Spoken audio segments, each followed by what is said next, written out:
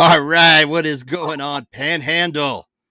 Man, every time I hear that music just gets me pumped. Hell yeah. Gets me going. It is Friday night. It is 7:30. You know what that means. It is time for the Panhandle Fishing Report. I'm your host, Smitty with Smitty Surf Fishing, and with me always is my co-host. What's going on? It's Brian from Finding Demo Surf Fishing Podcast. Welcome to Friday. Welcome to the weekend, everybody. We're gonna have some fun tonight. End of another week. It's going by quick. I cannot believe that it is February already. First week of February down. Oh, what is going on, Mr. Cliff Gardner? He is with us early tonight. Texas, what are you doing off work? What? That's right. Justin Reed, what's happening, buddy? Truber, how you doing? We are good. Hey, Bruce. Absolutely. Bruce, what's happening, buddy? All right. Appreciate you guys joining us. Stuff working here. My friggin' phone isn't letting you do the other stuff. So we should be on Panhandle Surf Fishing Report. Again, if you have not joined that page and you are watching us from the live feed on Smitty Surf Fishing, make sure you get over there and give us a click and a like on the Panhandle Surf Fishing Report page, because that's what we're going to be broadcasting on here in the future. So you want to make sure you click that notification so that you're good to go. Mr. Burford, what's happening, buddy? Hey, Mark. Welcome. Hey, Wayne's World vibe to the intro. Yeah, we need to get that the zoom in, zoom out, rapid zoom in, zoom out, you know. Extreme close up. That's right. Oh! For those of you old enough to remember Wayne's World. Anyway. Oh, back when movies were fun. That Ninja Turtles. Oh yeah. Oh, Blaine Roberts, what is happening, buddy? Glad you guys are with us tonight. Bill, Cap, what are you doing? Well, it's been a rough week. Yeah, I've heard. Yeah. It is seizure mode. Yeah, that's what's up. JC, Mr. Peoples, what is happening, buddy?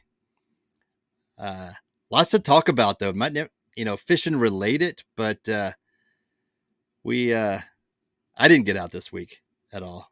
Or did I? No, I went Sunday to the pier. Hey, JC. Yep. We went out and we didn't catch anything, but saw a lot of fish circling the pylons and running back and forth, but we didn't really couldn't get anything to bite. Nobody could that day. The day before, I think it was Tony that was out there, and Mr. James Pemberton, what is up, Frisky Fins? Frisky Fins. Thanks for joining us, buddy. Always good to see that name come up. Looking forward to seeing him again. Yep. All right, done with my shares. I am ready to actually do my job now.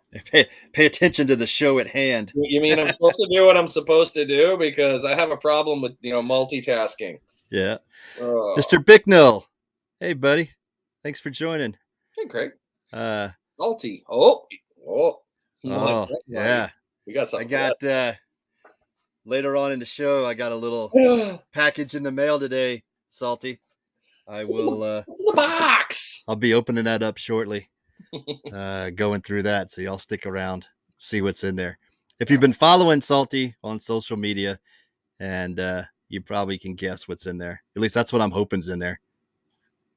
I mean, I hope for you. I mean, it feels like maybe that's in there, but yeah, fishing's been rough this week. Weather's been crazy. It's been cold today. I don't think it even got out of the 40. What's in the box? That's What's right. In the box? What's in the box? I don't even think it got out of the 40s today. It was nasty. And then today, what are you talking about, man? Today was nasty. It was like it didn't get all week or what? No, just today was that funky one. We were expecting it to be nice and all, with the rain and all that stuff. Did it get out of 40? I don't think it got out of the 40s. I don't think it did. Sorry. No, it was cold. Hi, Lynn. Yep. 10 inches of snow. Ooh. Nah. Threw up my mouth. Yeah. I left all that behind in North Dakota when I moved to Florida. I don't want any of that. Actually, I got snow in Maryland too when I was up there, but yeah, I'm ready for the 90s too. Whoa, what is wrong with you guys? 90s? Yeah. 80. I'll do a nice 80 degree day. A comfy 80 is nice. I'm not, my fluffiness doesn't upset about that. Once you start getting in the 90s, I mean, my fat cells start crying. I have a problem with that. But Yeah, it is.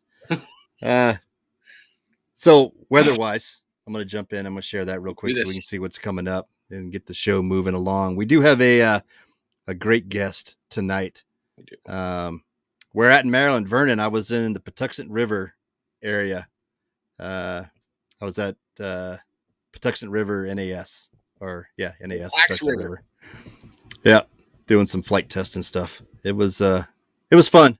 I'm originally from Virginia, so it was about 3 hours from home, which made it nice. So it was all good. Okay, let me remove these. Perdido Blaine, good evening. Oh, for those of you that have not, Mark just texted me. I gotta look at it in a second. You do that. I got this. If Mark's texting me, it's got to be something about the show. Okay, so I'll do this. So weather, Saturday is looking actually not too bad tomorrow. We'll have a 16-mile-an-hour northeast wind, no rain, high of 52. It's going to be cold, but it may not be a bad day to get out.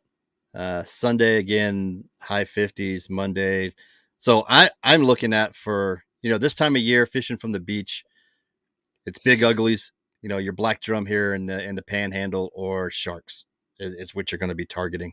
And for me, a good north wind. You guys have heard me say it before with the fishing surfer, the boat I use to get my baits out. I need a good north wind, and all of next week looks ideal.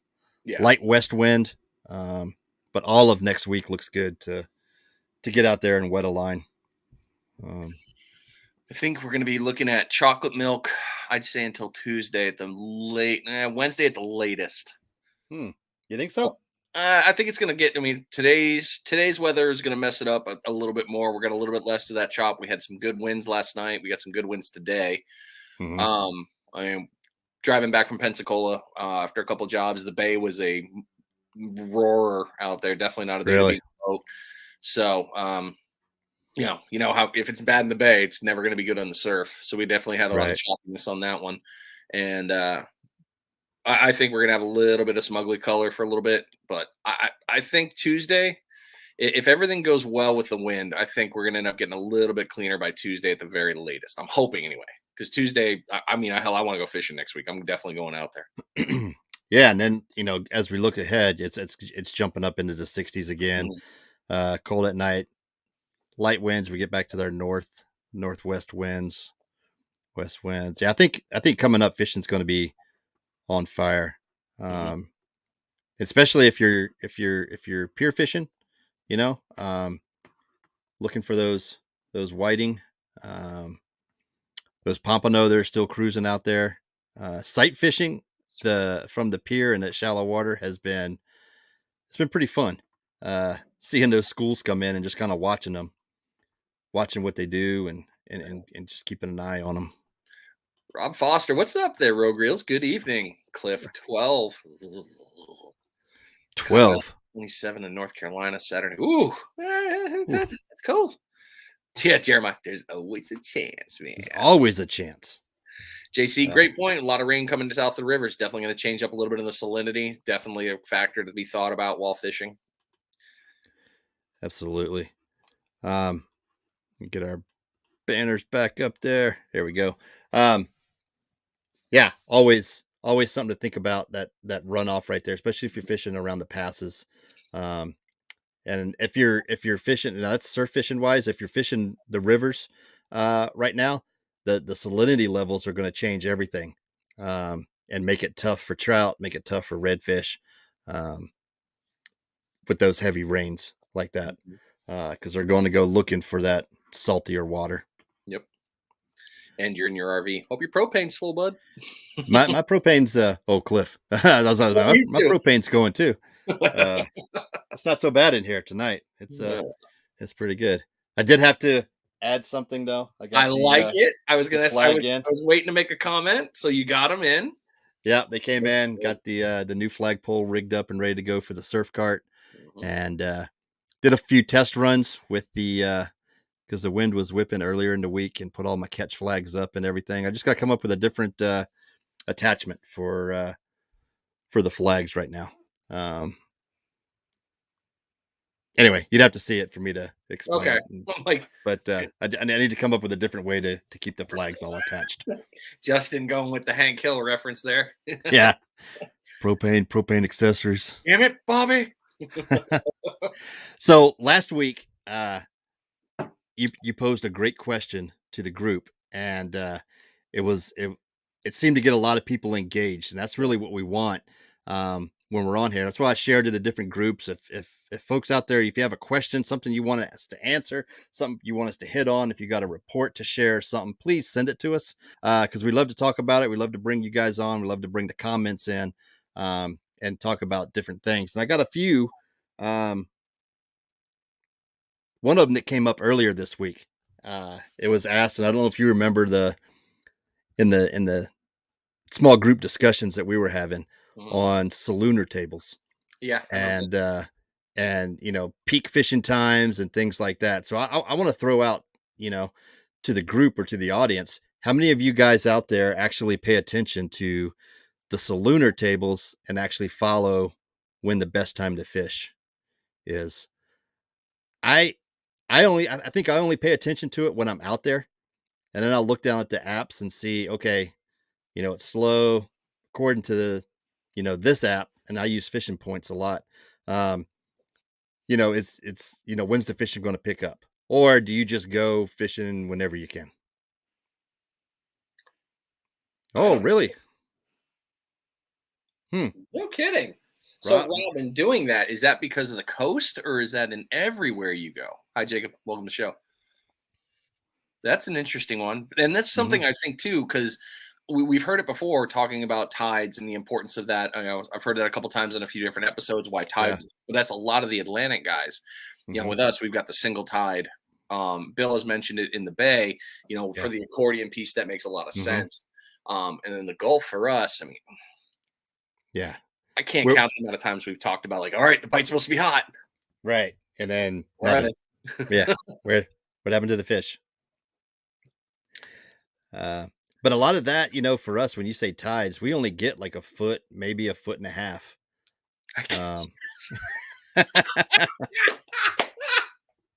That's a good one. So Brian and I, whatever stream you're watching, Brian and I can see all the comments coming in from all the streams, and that's a good one. So if we all of a sudden start laughing, you're like, what the hell's going on? That's why are you why. Yeah. It's Jordan can't even spell salooner, so that's pretty good. That was well done. It's funny when we start getting the comments from the YouTube feed. It's like, whoa, we're on YouTube. Well, where'd that come from? I think it was Jacob. Last week. He jumped from YouTube to Facebook, and I was like, wait, which one is which? Yeah. And then we had Brad on here at Brad on YouTube. Rob, we still fish whenever we can, but they work. Okay. Interesting. I mean, the other one, to go off of what Rob said too, I think it was Chip actually that I was talking to about it. He was talking about the Farmer's Almanac, going back to that with the discussion, because it's actually in the Farmer's Almanac about fishing as well. So interesting pieces there. So it's funny you bring up my grandfather, farmer. He was a TV repairman, but he always had his garden out, and he had the almanac out, and he followed plant schedules and everything per the Farmer's Almanac. And it was successful, wasn't he, though? Oh, extremely successful.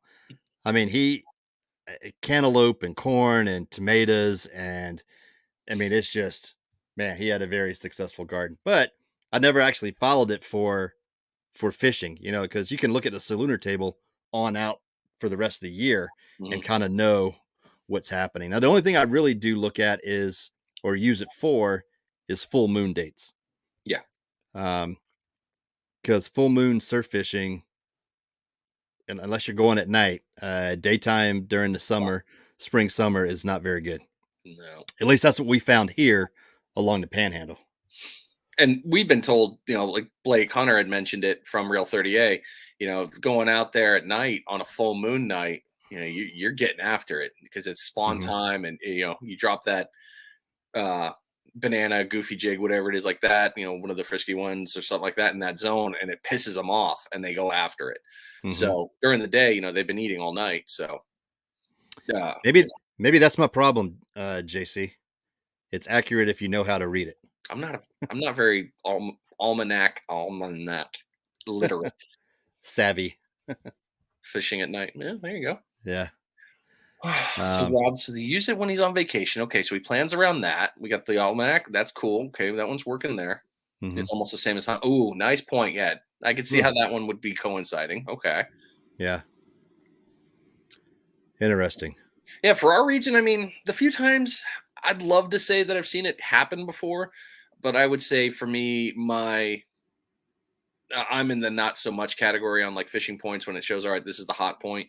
Mhm. I don't seem to have it. For me, I go to my, Justin, and you've seen it. Hell, we've done it. Go out there for the golden hour. Sun's touching Yeah. that horizon. You better have a new fresh bait ready to go because it is game on right there. Is there a crew still shark fishing at night from the Navarre Pier? Ooh. Yes, they're still out there. Are they out there still? Ernie and his team Okay. are out there. They were just if you follow the Navarre Fishing Pier, the Navarre Fishing Report, I think it is. No, Navarre Fishing Pier. Meredith puts it out. I didn't know Ernie was still doing. I thought they slowed down for the winter. And they he was out there the other day, and they were dropping they have basically a remote control kayak that'll take the baits out and drop them. And they were using that, and watching them do that. I mean, they're hauling it up and down over the side of the pier, and running it out, dropping the baits, and then bringing it back. That's an elaborate setup that they have going. Smart the way they did it. I mean, that build was very well done. Yeah, great job thinking outside the box to still get what you wanted, while still. I mean, I know I hate to sound like a dumbass here, but while maximizing safety. Mm-hmm. Yeah, absolutely. And they do, and then they tag all their sharks that they bring up, and get all that stuff out there. So it's yes. The long answer to your question, Vernon. Yes, they're still out there. Great question. All right. So with the other one you brought up too, you getting text? Yeah, I'm getting messages.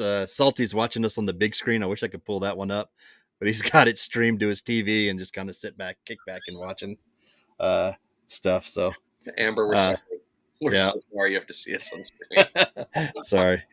When did the squid show up at the pier? We get squid at the pier? May, I think it is, when they come up. Yep. And as a matter of fact, we were talking about that this weekend. We were out there with Tony from Fish Gum and stuff, and we were talking about going out there and jigging. You use a jig for them and jig up squid, and not just small squid, but big squid. Yeah, I'm down for some calamari. Yeah. Salty is tying rigs. You're absolutely right, Justin. That's the picture he sent me. Tying rigs and watching the show. So speaking of Salty, because that ties into that other question you brought up really good. So to tie your rigs or to buy your rigs? That is the question. That is the question. I'm a fan of both, personally.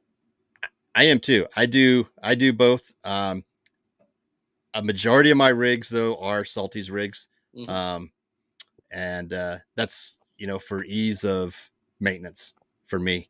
And they work.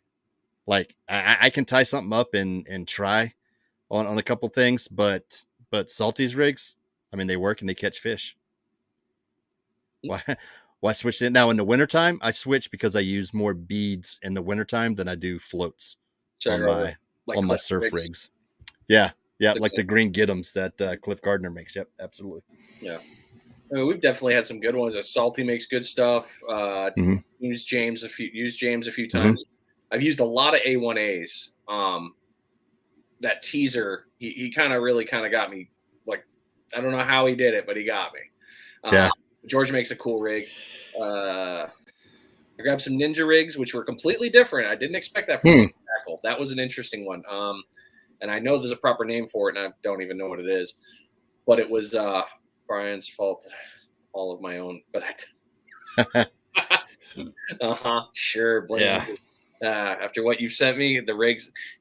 Eventually, I'm going to get JC to admit he makes some beautiful rigs, and he makes our jigs and other lures. So he'll eventually come out with that.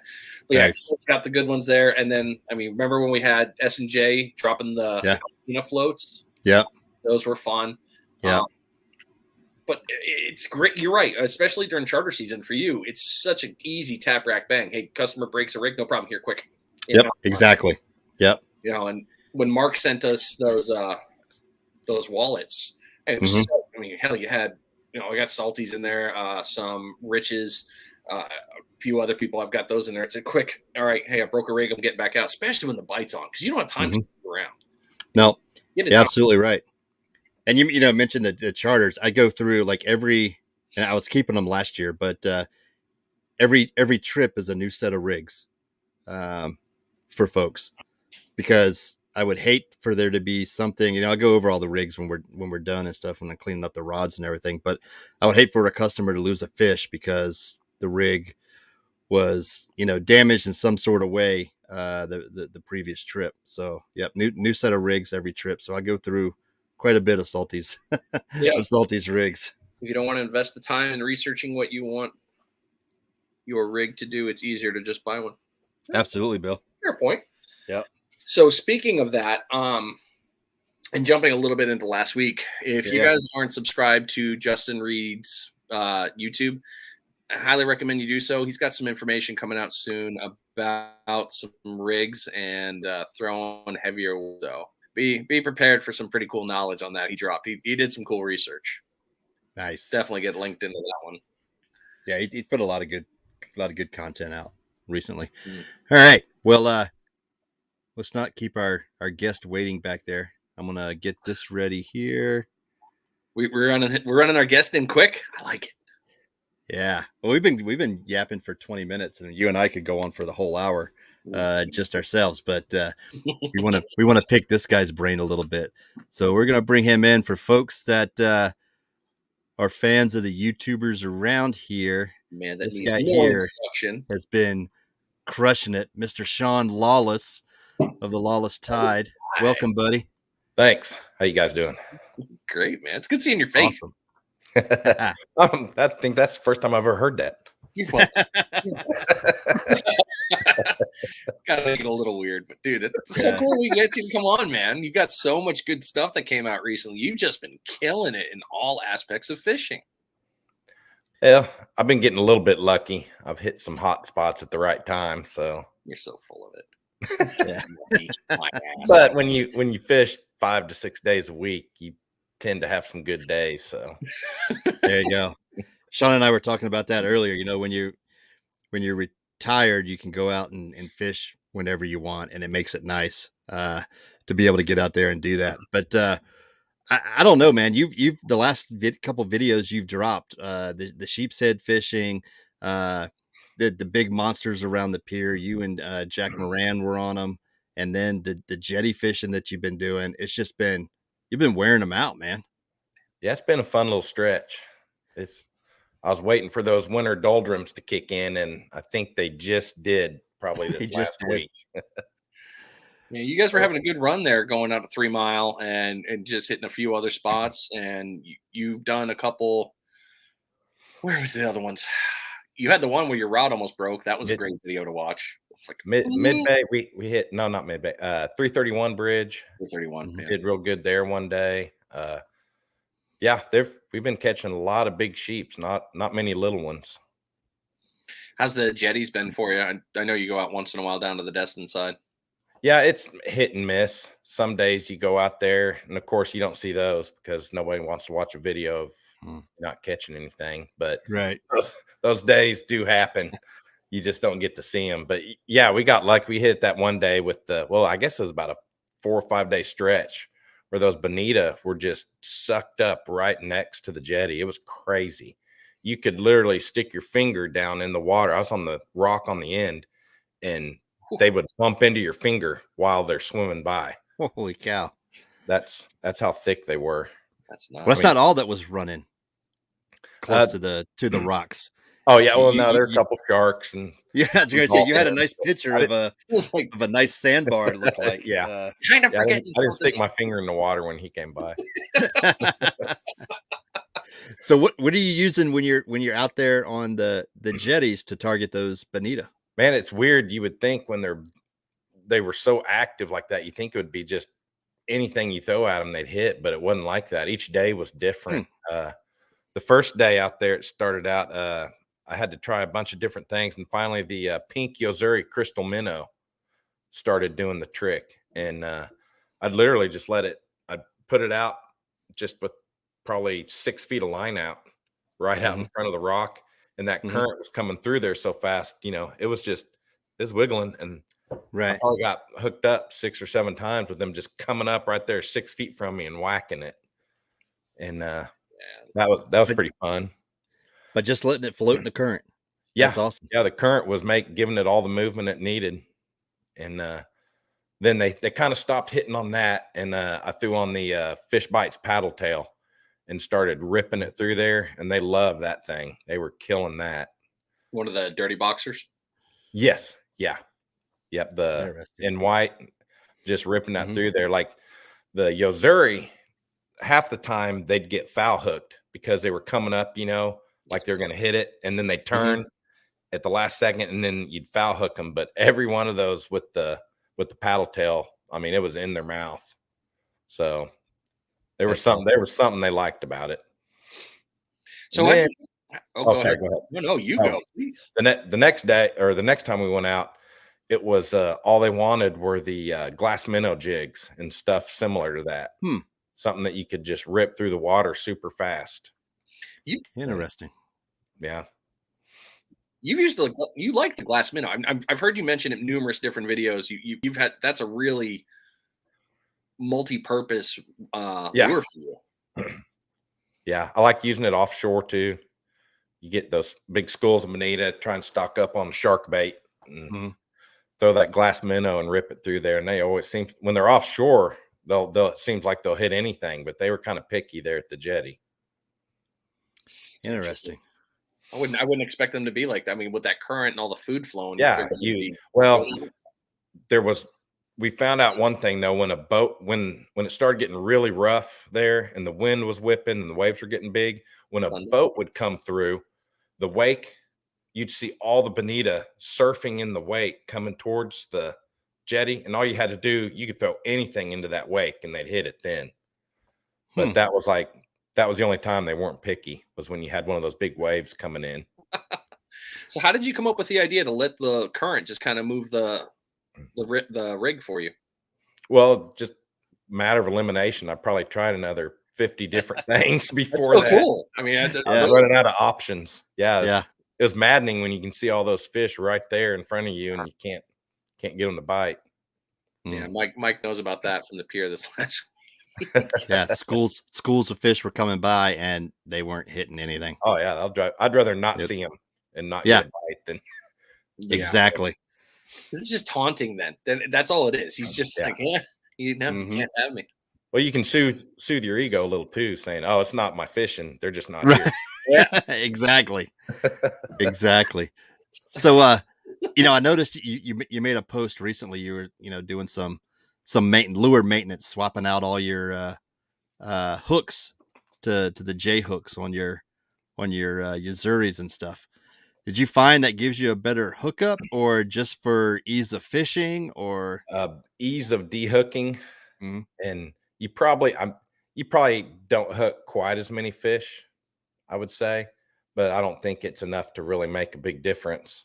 But I'd rather not have to worry about the treble hooks when you've got a king mackerel or a bonita or something, flopping crazy in the kayak. And absolutely, I've had a couple hooks in me, and that's not fun. No, not at all. I've always wondered that when I see you bring up, like, you pulled in some monster kings in the kayak, and I've seen, I hear you like, stop it. And all I can think is like, oh dear God, don't know. It's like the NASCAR. You're worried the accident's about to come.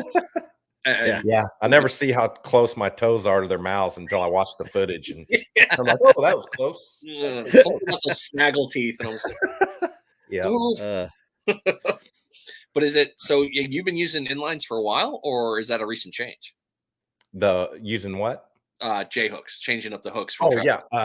Yeah, it's just a lot of my, how over time your hooks start rusting, and that tackle's too expensive to get rid of something because a hook's rusted. So I decided to try and, as I replace rusty hooks, upgrade to inline hooks and get everything eventually, switched over like that. Nice. But it, and it does less damage to the fish. And I mean, I think overall it's just a better way to hook them. You just don't maybe hook quite as many.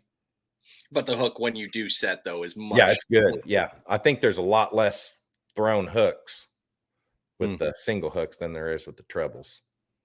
Gotcha.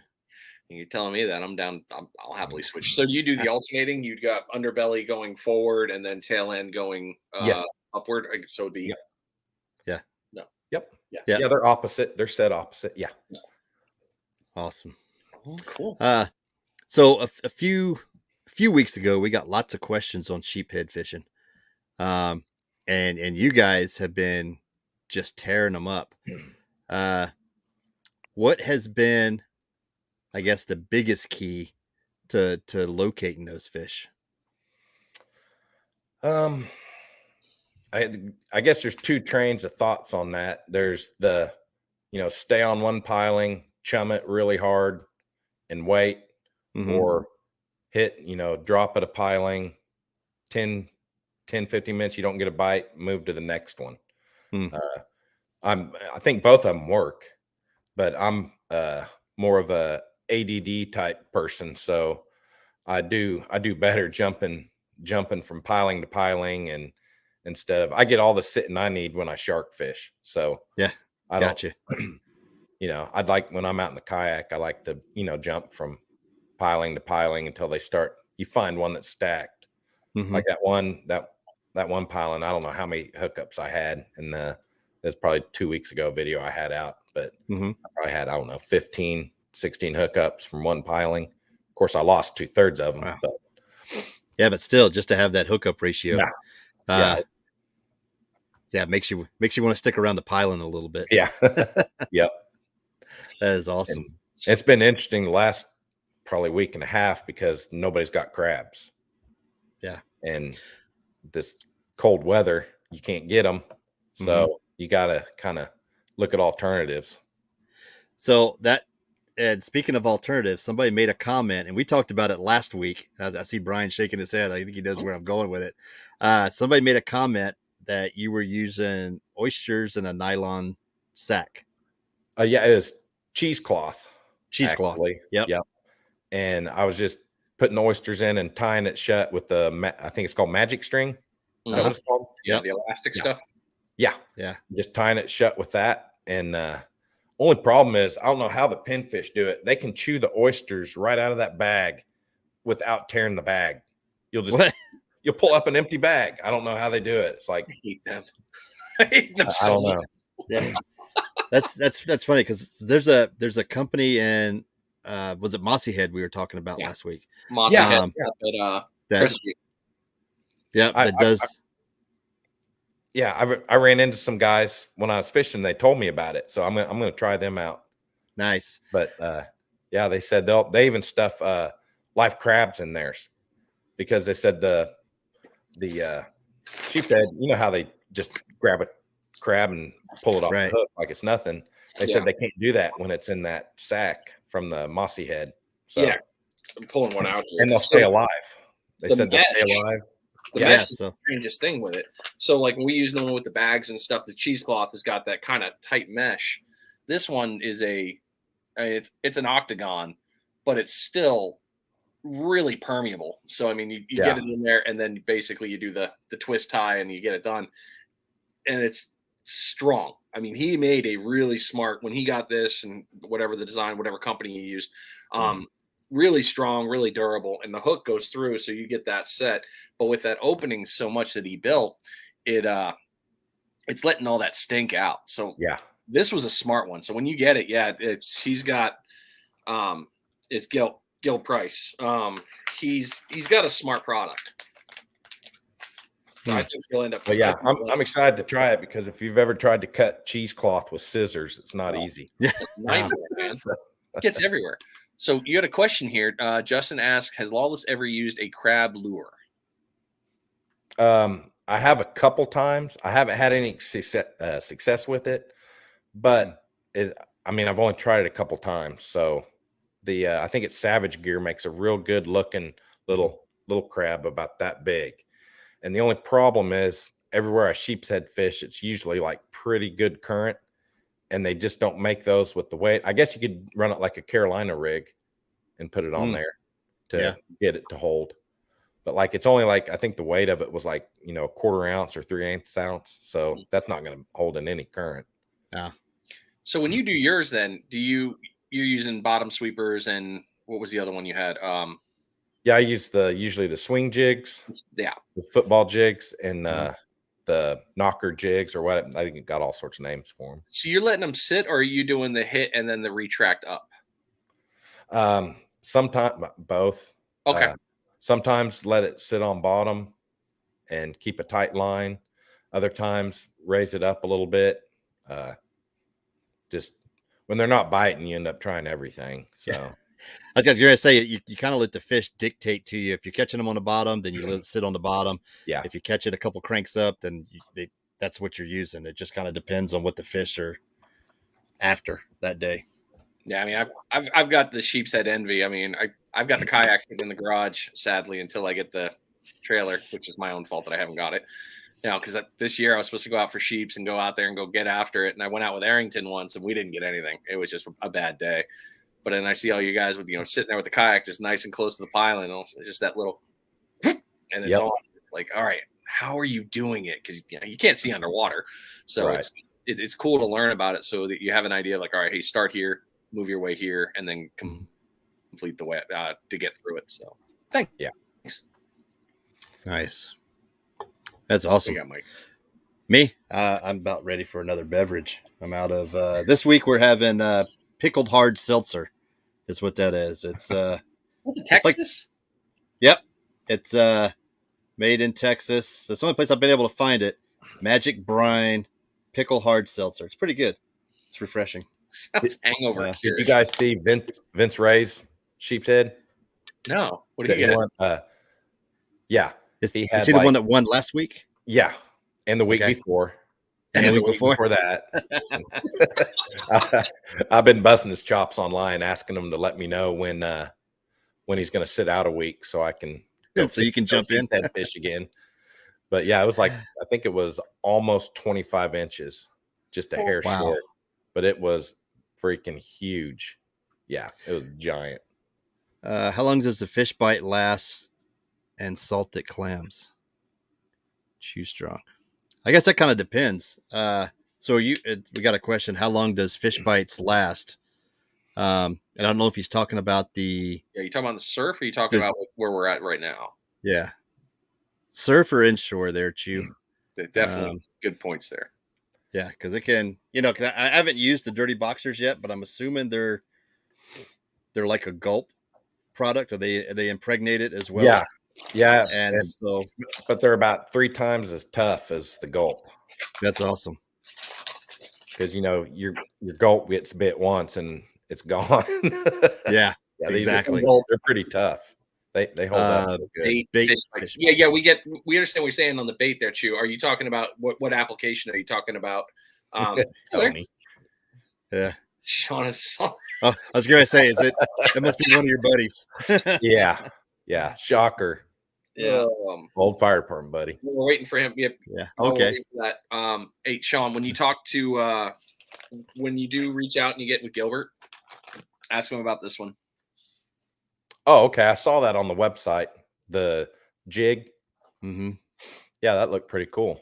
I think that one is going to, with a couple of the applications, he's got planned for that stuff that he mentioned about. I think you're gonna love that one. Forgot to cool. Yeah, I remembered. I was like, I gotta show you that one. I'm always down for trying new gear and tackle. There you go. Especially if it makes us better, why not? I mean, one person may think is a goofy idea, yet it works. Okay, it can be as goofy as you want. Oh yeah. I got sucked into buying one of those mechanical lures from. They were at ICAST this year. It actually it's got a little tiny prop on it. Oh yeah, the tail prop. And I mean, it looks great in the water, but the first time, and they're stupid expensive. I don't know if my wife's watching, so I'm not gonna say how much. But they like the first time I used it, it bumped into a piling and the prop broke, and I was like, oh my God. Yeah. I'm Well, they sold one, so there you go. Yep. That's what. Whoever I was in. they're gonna see this video and be like, "Oh crap!" I was in Emerald Coast Bait and Tackle earlier in the week, and I was talking to one of the guys in there, and he walks over. He goes, "You buying anything?" I said, "No, I just came in to talk to Josh here," and I said, "Also wanted to pick up, maybe look around, but I don't think I'm gonna buy anything today." And he says, "Well, have you seen these?" And he takes me over and shows me some really small, uh, uh, like little spoons and stuff for Spanish. And I'm like, Yeah. yep, I want to start getting ready for Spanish. This little spoon behind a bubble rig will just be awesome. I walked out with like 4 packs of the damn things and some other stuff. And I'm like, you know what? I honestly think that the lure companies and manufacturers don't make it to catch fish. They make it to catch fishermen, because any of us can walk into the store and look at it and be like, oh, those colors, that design, that's going to be perfect for X fish or whatever. And then next thing you know, you end up buying 4 or 5 of them to keep on hand, and that's how they end up making their money. So Chew kind of, let's go back up here. So Chew mentioned in the sealed bag. I think I get what I think he's talking surf. That's what I'm really thinking. So in my opinion, so fish bites, I'd say in the surf can last anywhere from 30 minutes to 5-6 hours. It just depends on the current. I mean, I've had a day where I've had one on there for a while, and salted clams get rehydrated pretty quick. So I think I've been able to keep one on maybe an hour if I'm lucky. What about you guys?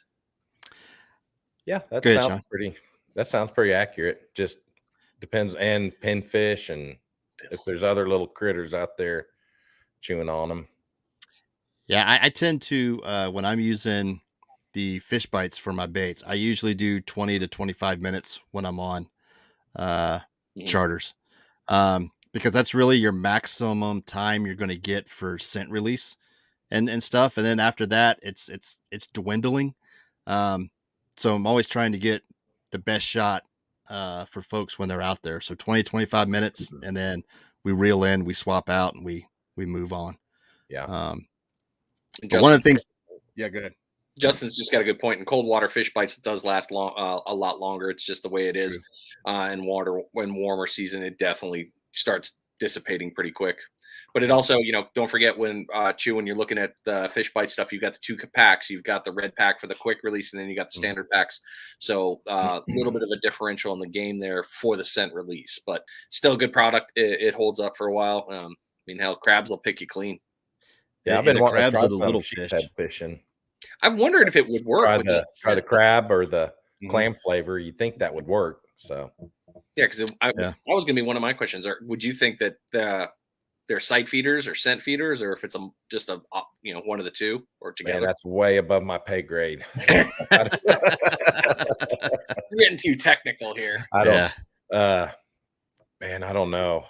I've only been doing the saltwater thing for about 5 years now, so you've gotten pretty good at it within the 5 years. Well, I've had some good teachers.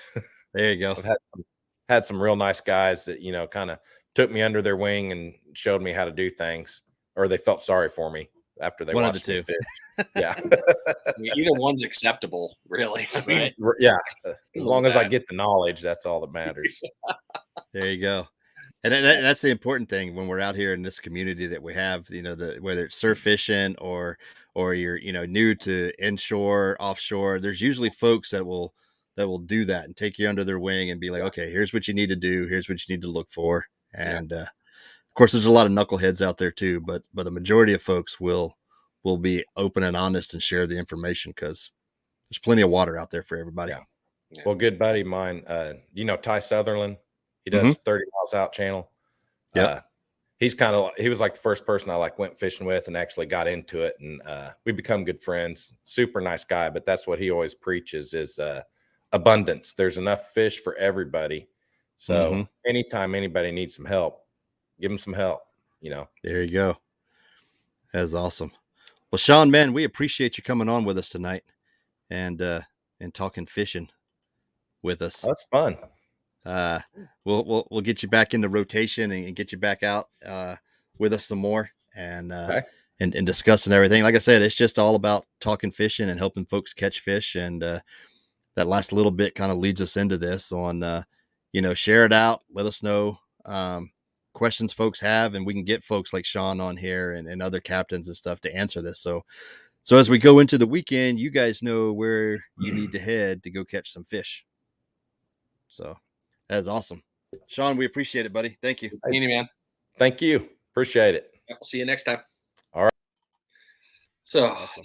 Cliff, salted clams. Yeah, I'm using native baits. I'm using this stuff out of there. I like that one. And I'd be remiss if I didn't say it. Hey, what's up, Thunder? Hope you're doing good over there, bud. Be good to your dad. There you go. All right.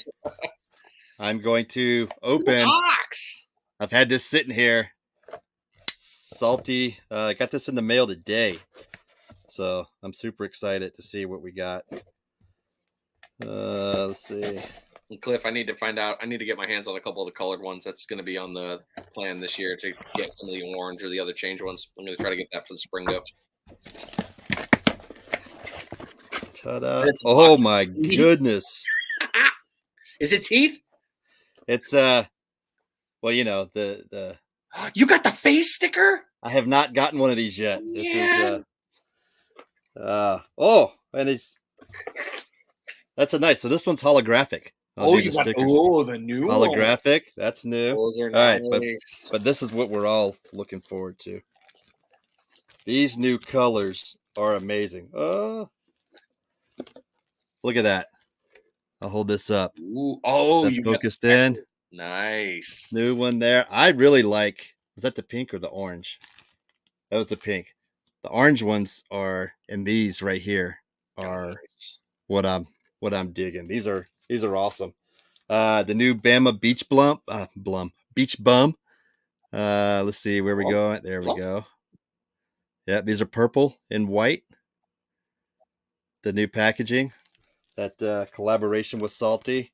The new Bearded Brads are out. I don't know. Kind of see it's like pink. Yep, pink and yellow. Same float colors that he had on his other rigs. These just have the crosshatch pattern on them. Okay.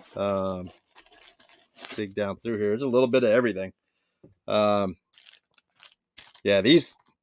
I'll say these green ones here. Is that a pink? I think that's the orange. Or maybe I'm colorblind and it's the pink. That looks kind of orange to me. Yeah.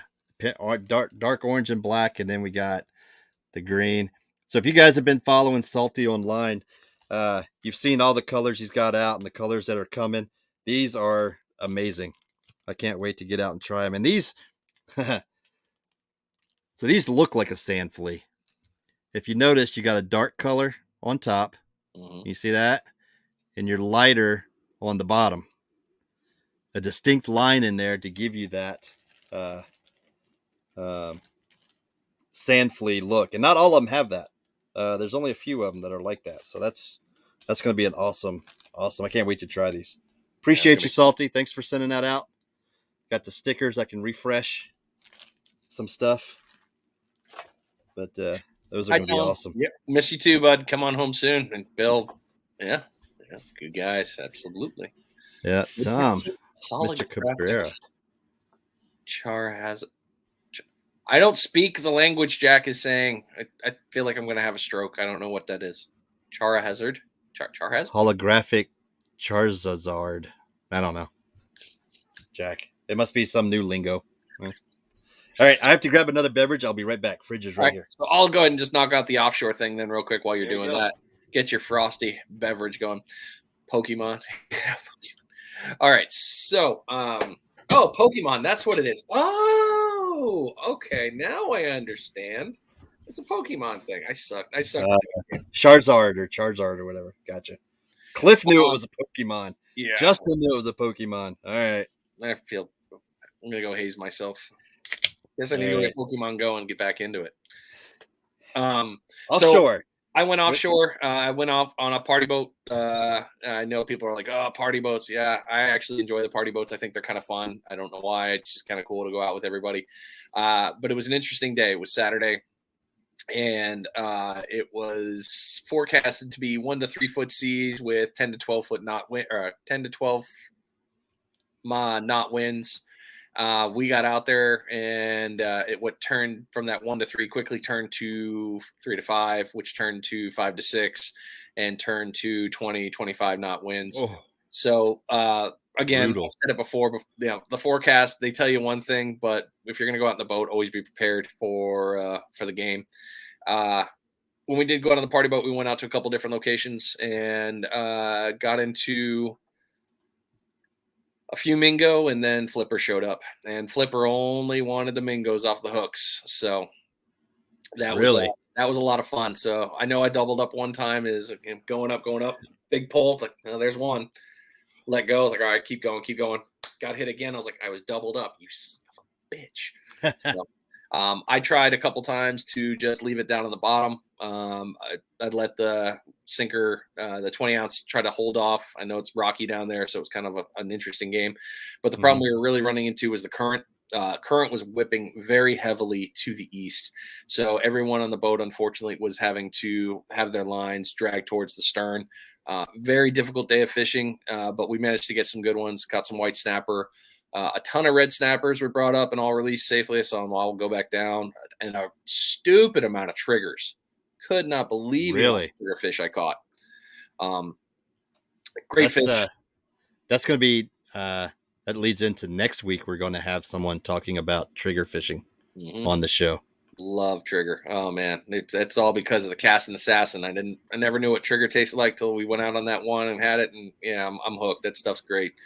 So, but for the most part, the big thing was, was that an unsuccessful day? No, I think it was very successful. The fish are still out there at the dropping points. The water temperature is still holding up pretty well. Just pay attention to the currents with the winds. Be anticipating much different on those ones. Always be ready for nasty weather and have a good plan of action. Have a good contact so that way everybody knows where you are when you'll be. And it's pretty good to go out there. So I definitely recommend, if you are looking to get out in the deep sea side, absolutely go on a charter. Have a contact with any of the captains. We've got plenty for you to talk to, and we'll happily share whatever we can for that. Definitely go out. Good times. Absolutely. What you got on the surf? Or no, you got the surf. So yeah, surf. We didn't catch much of anything. So that's what it was. However, I'm going to share something real quick on the screen. I think this may change, and you and I have a package coming. We have a package? We have a package coming. Oh, I think I know what you're talking about. Let's see here. Here it is. You need to get home, but we're going to have to go to your cooler because your freezer is doing better than mine. All right. So Chip, the sinker guy, launched this yesterday. He'd been talking about it for a while. I'm trying to get it to come up here. He's been talking about it for a while, hinting to it, but he has come out with these glass beads for your hooks. And these things, what he's calling is match the hatch. And he's exactly right. If you've watched some of his videos recently, and look at, this is how it sits up. I'm trying to see if I'll get a picture of it. But that looks like coquina clams on the beach. That looks like coquina clams on the beach, especially right now. The orange, look at that orange. That's sand flea eggs right there, or ghost shrimp belly, or, and it's just the concept. And I don't think he's put a video out yet on it. Soon. Or he talked about it in his live feed the other night.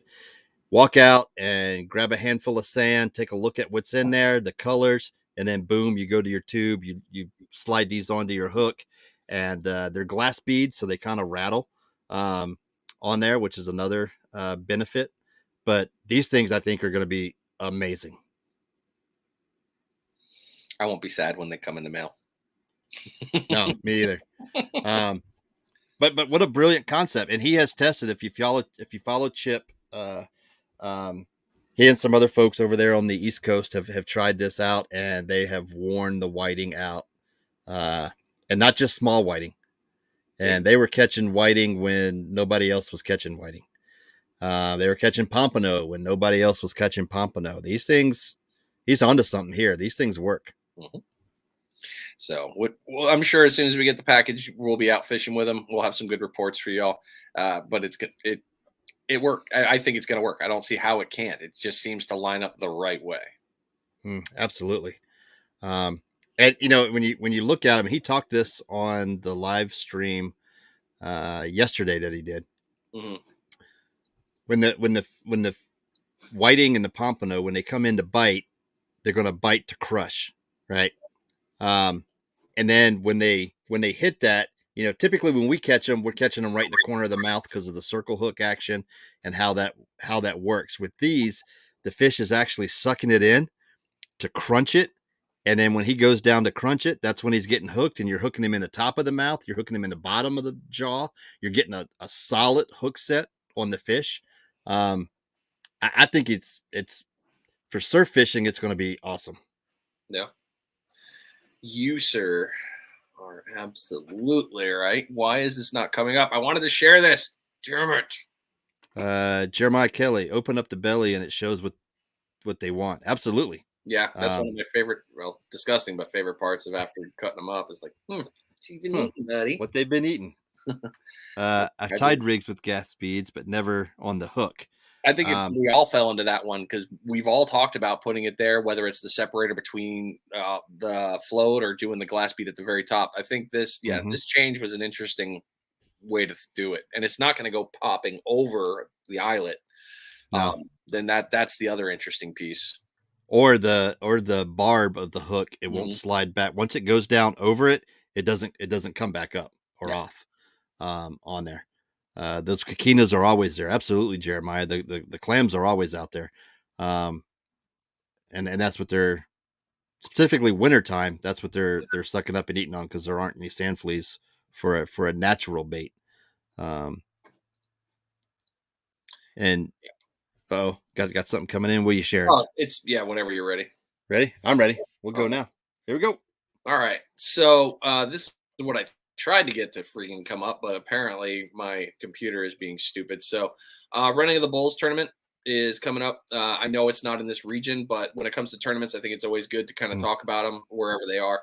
And it's also with the kids, the kidscanfish.net. So it's another cool one through that. So if you're looking for some tournaments, here's some definitely information down at Simmons Island, Georgia side. Well, why was I thinking it was somewhere else? But anyway, it's part of a good thing for that organization. I always like talking about that. Tom caught this nice, beautiful red right out there at Opal. Had a good day. And as you can see, a long rod. So he was out there getting after it. I had a couple other, where's that other picture? Is that a ultralight? Is that what he caught it on? I think it was. I can't remember what it's a runt rod. Yeah, it's 1, 2, 3, 4, 5, 6. Yeah, on the shorty, and that's probably 20. That's catching on. Runt rod fishing, I'm telling you. Speaking of runt rod, so Tony's in second place right now, and I mean, look at these whiting. That is not a tiny whiting at all. So, and there's some good stuff going on with that one. So, yeah, the big ones are out there, and the Gulf Breeze Bay tournament is still going on. Our Gulf Breeze Bait and Tackle, the tournament with the pompano and the whiting, still running. So, definitely, if you're going to get in on it while you can. This one caught my this was a good point here. So, Brian posted this one up, and I noticed, and I've saved it for this many days to get back to it. Talking about wind. And the wind has been a serious little, like, what in the world? But we've all been out there in the days where you get the sand ripples. And then this just shows how he had a day out there. So the only reason I bring it up is this, you know, if you're going to go out there on those windy days, make sure you've got some sort of cover. That wind chill can get kind of nasty, but it's kind of nice to not be beaten down. Plus, I'm a big fan of these, and I need to get my hands on some Slap Fish stickers. I love what he's doing with those. They're free plug, but on the same one, I really like his stuff. True story here. And you know what? I don't even fault the guy. I really don't. I mean, I can live with my package being late. Really, I can't. Got to stop, see what's happening out there. Yeah. I kind of want to email Bun and be like, so can we trade Pompano for some Pokeball? Bun, if you guys haven't, he's got the Pokeball restaurants. He's finally moving over here. We'll have one in Gulf Breeze, and it's right in the most perfect location coming over the bridge, heading back from Pensacola down. It'll be on your right. Great place to go, get some food. One of our local, big anglers here in our Panhandle region. Always fun to go check his stuff out. So I can't wait for that. Courtney caught my eye with this I mean, I can't eat it because it's got shrimp in it and lobster, but the seafood linguine, I showed that to my wife. She's like, yeah, we can do that. Whenever you want, we can do that. Nice. And then she doubled it up another day with a crab bisque. With a bisque. I mean, it's winter, man. It is winter food time. Yeah. So I am not opposed to any of that deliciousness. Thank you for doing those, Courtney. She's got some good stuff. That's yeah. Awesome. I need that in my life. Anyway, sorry. Yeah, it's been a stew bisque chili type week this week. So and like we said in the beginning, it's been some rough fishing out there, but folks are getting out, and that's the important thing. You got to get out there. You got to experiment. Now's the time, I think, to experiment with stuff, rigs, lures, things like that. And again, I've said it every show almost, setting your expectations when you go out there.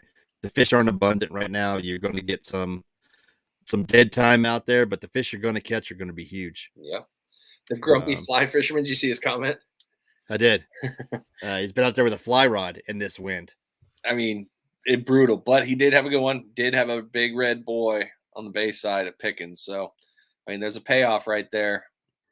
Yeah. Getting out and walking, getting the exercise in. We also forgot to mention new coastal anglers out. Just came out this week. Right. And again, Demo and I are on the same page with our articles. So if you haven't checked those out, go give them a read. Love what Elizabeth and them are doing down there. It's been, a while since the Panhandle, whether it was Pensacola or Destin, but it's been a while since we've had a publication feature or edition over on this side. So that's awesome. So they're in all your local tackle shops, Walmarts. They're everywhere. Or you can look and read it free online at coastalangler.com. Just go down to the e-magazines and click on the Gulf Coast region, and you'll find us. There's a ton of awesome information in that magazine that, I picked up so many quick little nuggets this week just reading 2 articles. It was like, okay, I've got something I really got to up on my game on. And it's got all sides of that. They got the offshore, the inshore. They've got it all. So definitely take a look at those. You can't go wrong on getting free knowledge. I mean, if you know everything, cool. Start teaching all of us, because you got to learn something new every week when it comes to this, or else how are we going to get better? That's just my opinion. Absolutely. Next week, y'all want to tune in. We'll have Captain Brandon talking about triggerfish. He's starting to book up. Trigger opens up in March, so he's gonna have some tips out there for that. Captain Justin Thomas will be back with us from Panama City. He was supposed to be on tonight, but he's down fishing the Bassmaster Classic or opener down in Orlando, so he'll be on talking about that. That'll be some good stuff, and we'll have Mr. Perdido Blaine on with us. We'll be talking surf report with Perdido, and also his upcoming tournament over there at Lost Key. If you haven't seen, if you're registered already for those tournaments, you can also jump in on what he's calling the mini tournaments leading up to it, but you have to be registered. This week, if you're following the page, I think it's 15-inch whiting, the first one to post one, wins some green get 'em rigs. Pull it up, but I'm almost positive that's what it was. Yep. So you just have to video the fish. You don't have to do the whole hand thing and the 360 view. But we're coming up on that. That tournament's going to be the end of April. And so might as well get some practice in and get used to using your camera and your phone, whatever you're using to video, to make sure you're all set and good to go. All right. Any last comments? Always good to see y'all. Always happy to be here. I mean, I think Friday is one of the best days I look forward to, just to come to this. I mean, it's a lot of fun. I hope you guys are enjoying it. If you are, like we always say, share it out. It's always free. We're getting out the knowledge out there. Yes, it's an hour. We talk. We always do. And the comments you guys going through, we answer your questions. We're happy to. So please keep it going, sharing it, giving us ideas to continue on talking. I think you're going to see every week now you're going to have a topic come up for a discussion, and that'll be a part of the show. So keep them on coming in. Yep, absolutely. Appreciate it. Again, share us out. And again, if you're not following the Panhandle Fishing Report page, please do that, because that's where we're going to start sending all the streams from. So until next week, folks, let me get over here. we'll go and roll the outro. See y'all Rock next week. on.